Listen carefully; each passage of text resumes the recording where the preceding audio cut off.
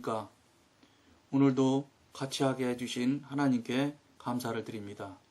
오늘은 갈보리 심판이라는 제목으로 여러분들에게 읽어드리겠습니다. 죽음은 인간의 타락을 통로 삼아 세상에 들어왔다. 여기서 말하는 죽음은 사람과 하나님 사이를 분리시키는 영적인 죽음을 말한다. 애초부터 죽음은 죄를 통하여 왔고 그 후로도 계속 같은 경로를 거쳐 들어왔다. 죽음은 언제나 죄를 통해서 옵니다. 죽음이 전 인류의 영과 혼과 몸을 침투했습니다. 사람의 어느 부분도 죽음이 통과하지 않은 곳이 없습니다. 따라서 사람이 하나님의 생명을 받는 것은 불가피한 일입니다. 구원의 길은 인간 개조에 있지 않습니다. 왜냐하면 죽음은 개조가 불가능하기 때문입니다. 죄는 죽음으로부터 구조되기 전에 심판을 받아야 합니다. 바로 이것이 주 예수 그리스도의 구원에 의하여 이루어진 것입니다. 주님은 대속물로 죽으심으로 모든 죄의 대가를 치르시고 그의 생명을 많은 사람을 위한 대속물로 바치셨습니다. 그래서 그를 믿는 자는 심판을 받지 않는 것입니다. 한 사람 아담의 행동이 전 인류의 행동을 대표하듯이 한 사람 그리스도의 일은 모든 사람의 일을 대표하는 것입니다. 구속이 무엇인가를 이해하기 전에 그리스도가 얼마나 많은 것을 포함하고 있는 것을 알아야 합니다. 한 사람 아담의 죄가 과거에나 현재에나 모든 사람들의 죄로 판단되는 것은 무엇 때문인가? 그것은 아담이 인류의 머리로서 아담으로 인하여 모든 사람이 세상에 태어났기 때문입니다. 이와 마찬가지로 한 사람 그리스도의 순종은 과거에나 현재에나 많은 이들의 의가 됩니다. 그리스도께서는 중심을 통하여 태어난 새로운 인류, 즉 교회의 머리가 되시기 때문입니다. 오늘은 갈보리 심판이라는 제목으로 읽어드렸는데, 지금 우리가 신앙생활 하면서 신앙생활을 여러 해 동안, 많은 기간 동안 신앙생활을 하셨던 분들이 공통적으로 생각하는 일들이 무슨 일이 있냐면, 내가 왜 아담이 죄를 지었는데 내가 죄인일까? 이것에 대해서 잘 이해하지 못하는 분들이 많습니다. 그리고 특히나 하나님을 믿지 않는 분들, 하나님이랑 관계가 없는 사람들은 죄인이냐고 물으면 화를 벌컥 내는 경우가 아주 많이 있습니다. 물론 제가 지금 예를 들어드리고 싶은 것은 이것이 꼭 맞는 것은 아닌데, 사람이 하는 일들도 이렇게 이런 일들을 하고 있음을 말씀드린다면, 한국은 역적질을 하면 3족을 멸한다고 하고, 중국은 9족을 멸한다고 합니다. 중국 영화를 어쩌다 보면은. 자, 그 소리가 무슨 소리냐면, 할아버지가 역적이 되었습니다. 그러면 나이 좀 먹은 아들은 아버지가 역적질을 하는지 조금 눈치라도 챌 수 있습니다. 근데 그 밑에 손자는 사실은 할아버지가 뭐 했는지 본 적도 없고 들은 적도 없는 사람입니다. 그런데도 역적을 했으면 손자까지 다 죽입니다. 손자는 알지 못해요. 그것을 뭐 그런 소리 하는 것을 들어본 적도 없고 알은 적도 없습니다. 더군다나 멀리 떨어져서 하는 손자도 있습니다.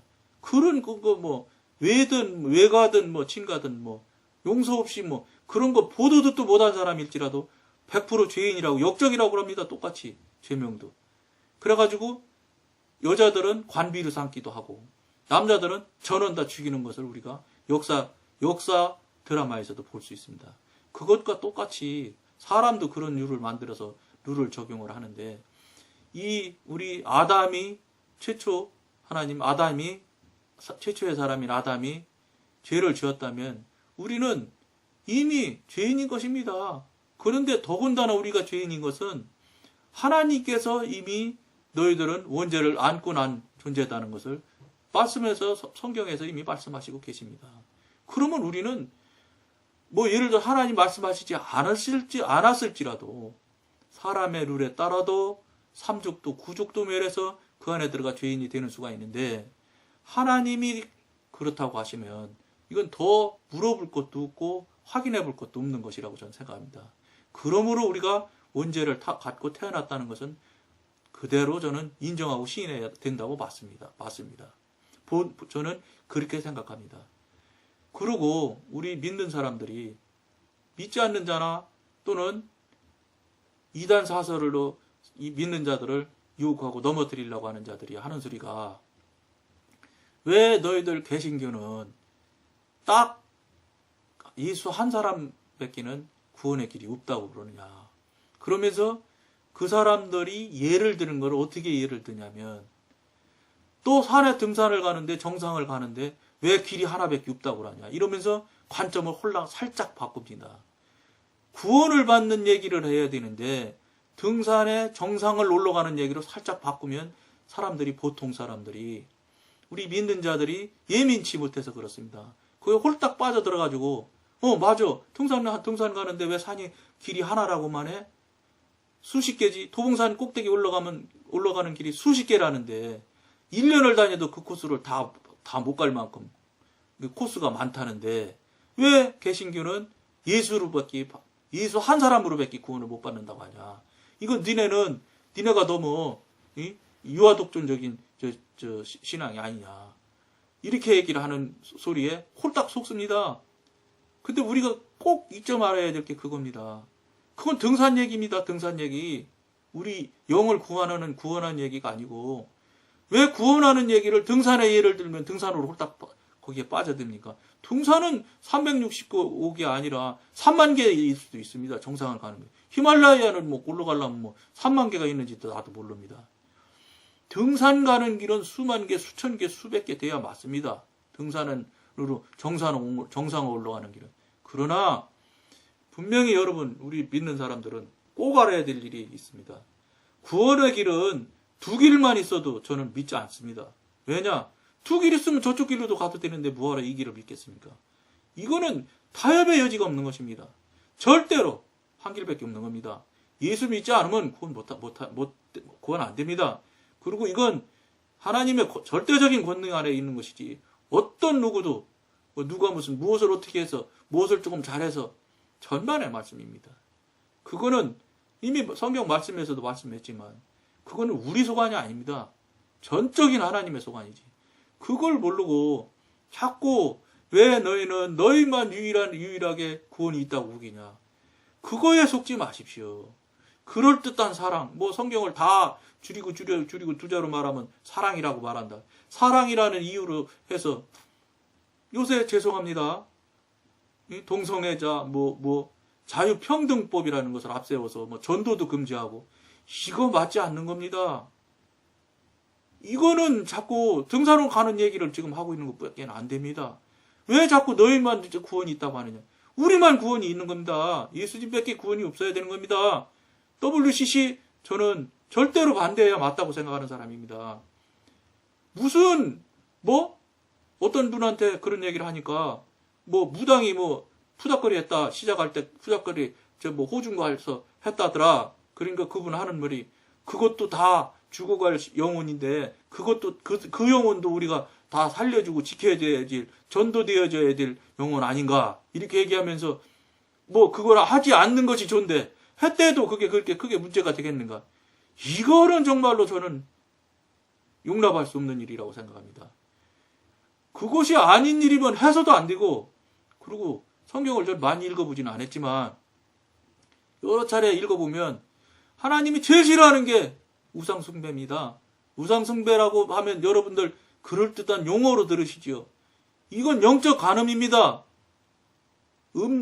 간음하는 거 봐줄 수 있습니까, 여러분?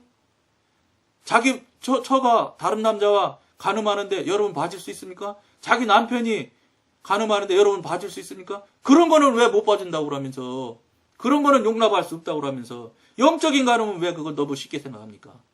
이걸 이런 식으로 쉽게 생각하기 때문에 자꾸 이단 사설에 자꾸 넘어가고 엎어지고 자빠지는 것입니다. 그러다 보니까 우리나라 교회가 너무너무 큰 대형 교회들이 복복복복해다 복음을 전한 것이 아니라 기복주의를 전해가지고, 복받지 못하면 무슨 하나님이 잘못된 것처럼, 언제 하나님이 돈 준다고 했습니까? 언제 하나님이 여러분에게 물질 팡팡 채워주고 나쁜 짓 잘하라고 건강 준다고 그랬습니까? 그렇게 말씀하신 적 없습니다. 우리가 스스로 우리 좋은 대로 해석하고 우리 좋은 대로, 죄송합니다마는 응? 오중복음 뭐 어쩌고 저쩌고 해가면서 복해서 기복주의 하셔서 교회 키워놔서 교인 숫자 늘려놔서 뭐한 게 있습니까? 지금 지옥 갔다 오고 천국 갔다 온 사람들 얘기 들어보십시오. 천국 못 간다 하지 않습니까? 결국은 많은 사람 모여다 결국 해놓은 게 뭐 있습니까? 천국을 이끌으라고 한 것이지, 천국 이끄는 목양하는 목자로 세워주신 것이지, 교인들을 오도하라고는 안 했을 것이라고 봅니다. 저는 지금까지 기복했던 것들 다 뜯어 고치고 다 회개해야 되고 엎드려야 된다고 생각합니다. 빨리 고쳐야 되고, 특히나 우리 평신도 성도들이 그걸 먼저 깨닫고 분별해야 알아야 됩니다. 성도들이 그거 안 받아들이면 목사님이 강대상서 그 말씀 안 하십니다. 목사님도 그 말씀 하시면서 이제는 깨닫는 게 많이 있으실 겁니다. 이제서 깨달으셨으면 지금이라도 바꾸셔야 됩니다. 이제는 그만하셔야지요. 아직도 복타령 해가지고 교인들 오도해가지고 교회 오면 복이나 좀 받아볼까? 불안하고 불편한 심기나 편안해질까가 이런 식의 잘못된 길로 이끄는 이런 목사님들 설교는 우리 스스로 분별하고 깨달아서 배쳐가야 됩니다. 그거에 속지 말아야 됩니다. 속으니까 속이는 겁니다. 죄송한 표현인데. 우리가 자꾸 속으니까 자꾸 속이는 설교 할 수도 있습니다. 그리고 저는 그렇습니다. 목사님들이 우리들에게 귀에 듣기 어려운 소리, 힘든 소리, 우리 책망하는 소리, 혼내는 소리 들을 때 우리 아멘 해야 됩니다. 우리 듣는 성도들도 이렇게 신앙생활해서는 안 됩니다.